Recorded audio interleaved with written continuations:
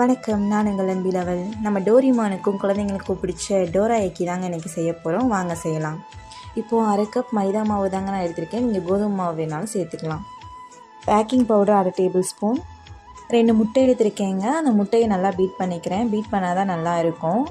ஸ்மெல்லுக்காக vanilla essence சேர்த்துருக்கேன். உங்கள்கிட்ட இல்லைன்னா நீங்கள் அதை ஸ்கிப் பண்ணிக்கலாம். நல்லா பீட் பண்ணிக்கோங்க. எடுத்து வச்சுருக்க அந்த மாவு சேர்த்துட்டுங்க. 2 டேபிள் ஸ்பூன் தேன் சேர்த்துட்டு 1/4 கப்பு பாலை காய்ச்சி ஆற வச்சுருக்கேங்க. அதை கொஞ்சம் கொஞ்சமாக மாவு கூட கலந்துட்டு பத்தலைன்னா இன்னும் கொஞ்சம் பால் சேர்த்துக்கோங்க. மாவு நல்லா தோசை மாவு பதத்துக்கு இருக்கணுங்க. தோசைக்கல்லில் 1 கரண்டி மாவு ஊற்றிங்க. நல்லா பபிள்ஸ் வர அளவுக்கு வேக விட்டுட்டு லைட்டாக ப்ரௌனிஷாக வரும்போது திருப்பிடுங்க.